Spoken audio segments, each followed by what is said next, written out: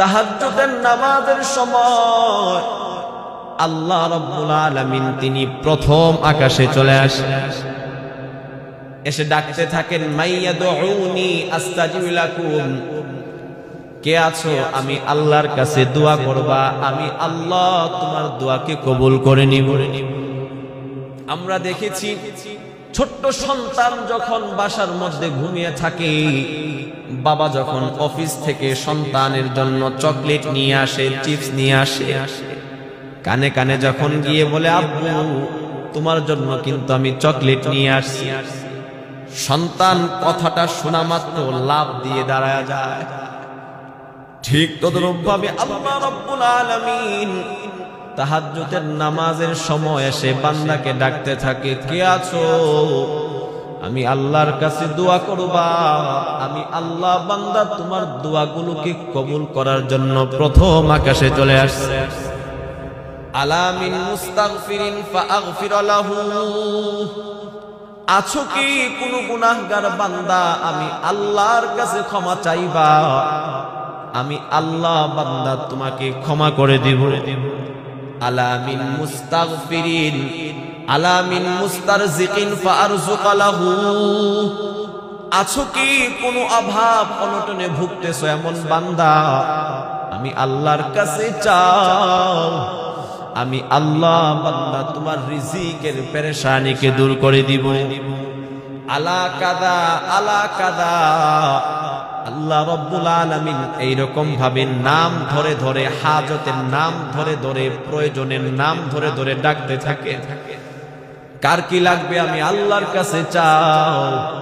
কতক্ষণ পর্যন্ত ডাকে? আল্লাহর রাসূল বলেন, হাত্তা তাতলু আল ফাজর, সুবহ সাদেকের আগ পর্যন্ত আল্লাহ রাব্বুল আলামিন প্রথম আকাশে এসে এরকম ভাবে ডাকতে থাকে। কিন্তু আফসোসের বিষয় হলো, রাতের বেলায় এই ফেসবুক চালিয়ে, ইউটিউব চালানোর পরে দেরি করে ঘুমানোর কারণে তাহাজ্জুদের সময় আমরা আল্লাহ রাব্বুল আলামিনের ওই কুদরতি ডাকে সাড়া দিতে পারি না। কথা বলেন ঠিক কি ঠিক না? আল্লাহ রাসূল সাল্লাল্লাহু আলাইহি ওয়াসাল্লাম বলেন, আলাইকুম বিকিয়ামিল লাইল, এই উম্মত শুনো, তোমরা তাহাজ্জুদের নামাজটাকে নিজের উপরে অবধারিত করে নাও। তাহাজ্জুদের নামাজটাকে নিজের উপরে অবধারিত করে নাও। ফাইন্না দাবুকুম, আল্লাহর রাসূল বলেন, কেননা তোমাদের পূর্ববর্তী সমস্ত নেককারদের, মানুষের নেককারদের আমল ছিল এই তাহাজ্জুদের নামাজ। আল্লাহর রাসূল বলেন, পূর্ববর্তী সমস্ত নেককার মানুষদের আমল ছিল এই তাহাজ্জুদের নামাজ। হাদিসের দ্বিতীয় অংশে আল্লাহর রাসূল বলেন, যে ব্যক্তি তাহাজ্জুদের নামাজ পড়বে ওই ব্যক্তিটা আল্লাহ পাকের নৈকট্য প্রাপ্ত বান্দা হয়ে যাবে। হাদিসের তৃতীয় অংশে আল্লাহর রাসূল বলেন, যে ব্যক্তি তাহাজ্জুদের নামাজ পড়বে আল্লাহ রাব্বুল আলামিন তার জীবনের গুনাহ খাতাগুলোকে মাফ করে দিবেন। হাদিসের চতুর্থ অংশে আল্লাহর রাসূল বলেন, যে ব্যক্তি তাহাজ্জুদের নামাজ পড়বে আল্লাহ রাব্বুল আলামিন দুনিয়াতে তাকে সমস্ত গুনাহ থেকে হেফাজত করবে। এই জন্য আমরা প্রতিদিন ঘুমানোর সময় নিয়ত করে ঘুমাবো যে আমি তাহাজ্জুদের নামাজ পড়ব। হাদিসের মধ্যে আসছে, আল্লাহর রাসূল বলেন, কোন ব্যক্তি যদি রাতের বেলায় ঘুমানোর সময় এই নিয়ত করে ঘুমায় যে আমি তাহাজ্জুদের সময় 2-4 রাকাত তাহাজ্জুদের নামাজ পড়ব, বান্দাটা এই নিয়ত করে ঘুমাইলো, কিন্তু রাতের বেলায় তাহাজ্জুদের সময় সে ঘুম থেকে উঠতে পারে নাই, ফজরের আযানের পরে অথবা ফজরের নামাজের সময় বান্দাটা ঘুম থেকে জাগ্রত হলো, আল্লাহর রাসূল বলেন, কুতিবা লাহু মা নাওয়া, বান্দাটা যেই নিয়তে রাতের বেলায় ঘুমিয়েছিল আল্লাহ পাক ওই নিয়ত অনুযায়ী তাকে সওয়াব দান করবে। অর্থাৎ যেই বান্দা নিয়ত করে ঘুমাইবে আমি তাহাজ্জুদের নামাজ পড়ব, কিন্তু ঘুম থেকে উঠতে পারে নাই, এই নিয়ত করার কারণে মহান আল্লাহ তাকে তাহাজ্জুদের নামাজ পড়ার সওয়াব দান করেন। এই জন্য আমরা প্রতিদিন ইনশাআল্লাহ ঘুমানোর সময় নিয়ত করে ঘুমাইতে পারবো না যে আমরা তাহাজ্জুদের নামাজ পড়ব। যদি তাহাজ্জুদের সময় উঠতে পারি, মাশাআল্লাহ আলহামদুলিল্লাহ 2-4 রাকাত তাহাজ্জুদের নামাজ পড়লাম। আর যদি উঠতে না পারি এই নিয়তের কারণে, মুসলমান ভাইরা আমার, তিরমিজি শরীফের মধ্যে হাদিস আসছে, আল্লাহর রাসূল সাল্লাল্লাহু আলাইহি ওয়াসাল্লাম বলেন, ইদা দাখালার রাজুলু বাইতান, কোন ব্যক্তি যখন ঘরের মধ্যে প্রবেশ করে, ফাযাকারাল্লাহা ইনদা দুখুলিহি, ঘরে প্রবেশ করার সময় সে যখন আল্লাহ রাব্বুল আলামিনের নাম উচ্চারণ করে, ওয়া ইনদা তুআমিহি, এবং সে যখন খাবার খায় তখন আল্লাহ রাব্বুল আলামিনের নাম উচ্চারণ করে। আল্লাহর রাসূল বলেন, এই দুইটা আমল যেই বান্দা করবে, এক শয়তান আরেক শয়তানকে বলতে থাকে, এই শুনো, এই ঘরের মধ্যে তোমাদের থাকার ব্যবস্থা নাই, খাবার দাবারের কোনো ব্যবস্থা নাই।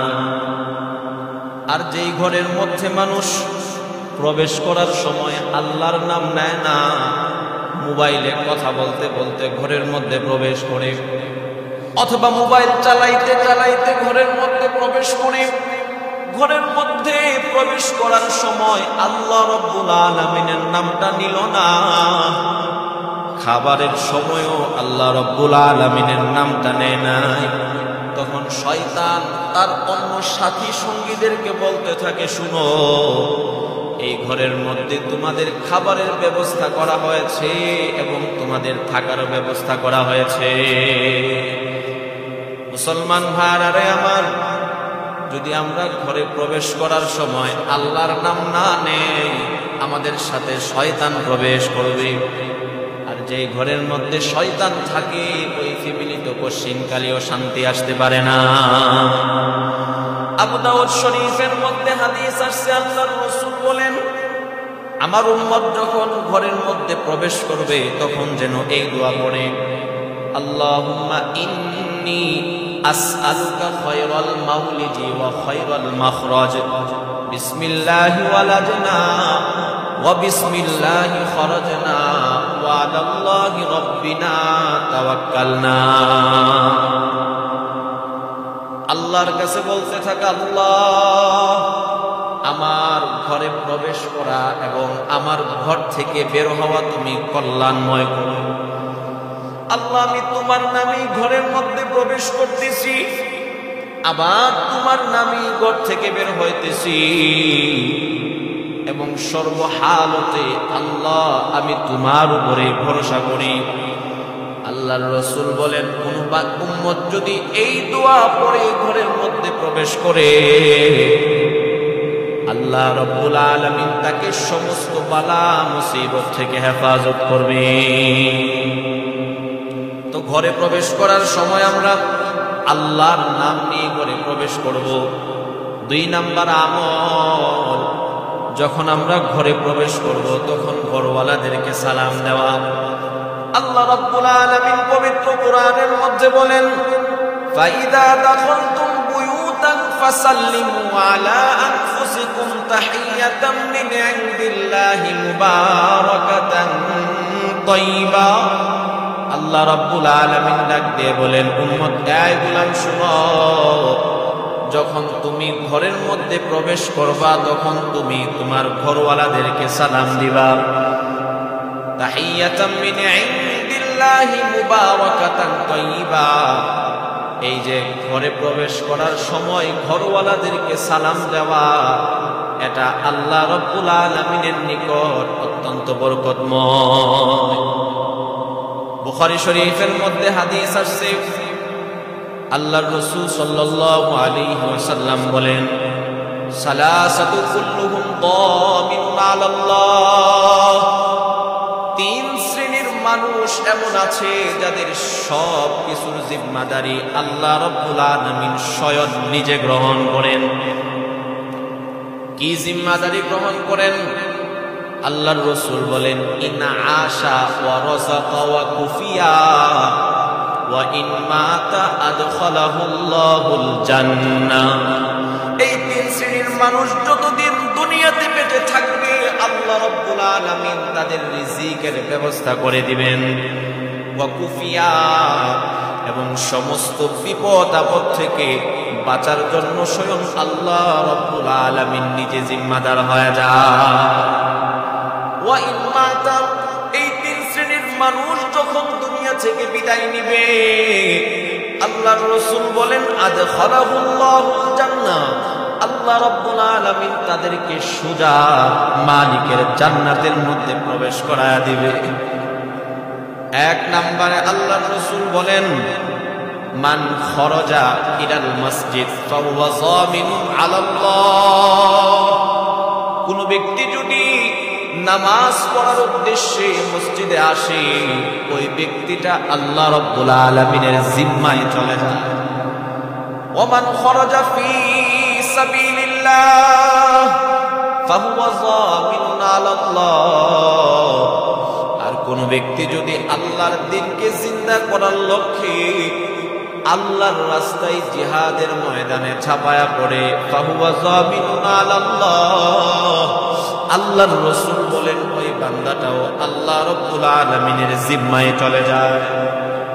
ওয়ামান দাখালা বাইতান ফাসাল্লামা আলাইহি, কোন ব্যক্তি যদি তার ঘরের মধ্যে প্রবেশ করার সময় সালাম দিয়ে ঘরে প্রবেশ করে ফাহুয়া যামিনুন আলাল্লাহ, ওই বান্দাটাও আল্লাহ রাব্বুল আলামিনের জিম্মায় চলে যায়। বুখারী শরীফের মধ্যে হাদিস আসছে হযরত আব্দুল্লাহ ইবনে সালাম রাদিয়াল্লাহু তাআলা আনহু থেকে হাদিস বর্ণিত, তিনি বলেন আল্লাহর রাসূল সাল্লাল্লাহু আলাইহি ওয়াসাল্লাম তিনি যখন মক্কা থেকে হিজরত করে মদিনায় আসছেন, মদিনাতে আসার পরে আল্লাহর রাসূল সর্বপ্রথম যে ভাষণ দিয়েছিলেন জনতার উদ্দেশ্যে, যে বক্তব্য আল্লাহর রাসূল সর্বপ্রথম দিয়েছিলেন, ওই ভাষণের মধ্যে আল্লাহর রাসূল তিনটা আমলের কথা বলেছিলেন। কয়টা আমলের কথা?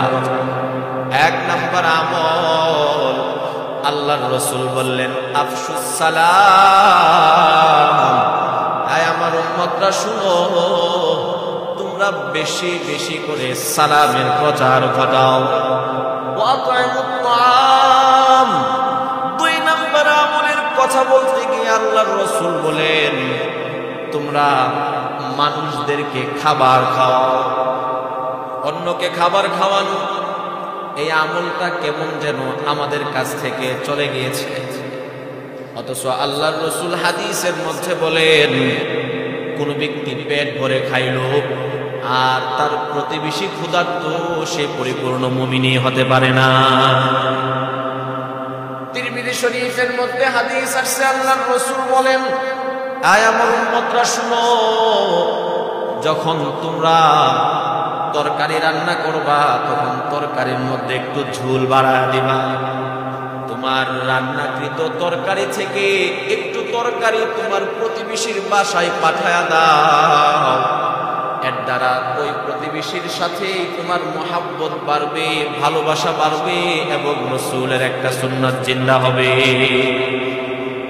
মুসলমান ভাইরা আমার, আমরা তো বর্তমানে আমাদের বঙ্গোপসাগরের মধ্যে ঢুকানো শিখেছি। এটা হলো বঙ্গোপসাগর। মনে রাখবেন এই পেটের চাহিদা কোনোদিন মিটবে না। আপনার এক পা যদি কোমরের মধ্যে চলে যায় তারপরেও চাহিদা মিটবে না। দেখা যায় যাদের বয়স যত বাড়তে থাকে তার অন্তরে দুনিয়ার প্রতি লোভ তত বাড়তে থাকে, পাগলা ঘোড়ার মতো দুনিয়ার পিছনে দৌড়াইতে থাকে।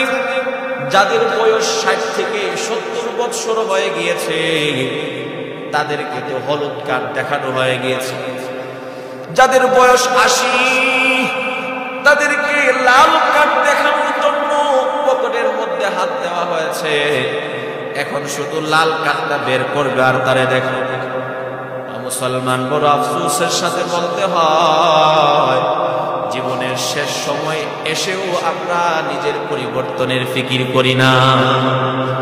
মুসলমান আমরা কিসের পিছনে দৌড়াইতেছি? সুখ পাখির আশায় নাকি পাখির ছায়ার আশায়? পাখির আশায় যদি বাজান আমরা পাখির ছায়ার পিছনে দৌড়াই, জীবন শেষ হয়ে যাবে, তারপরেও বাজান পাখি শিকার করা যাবে না।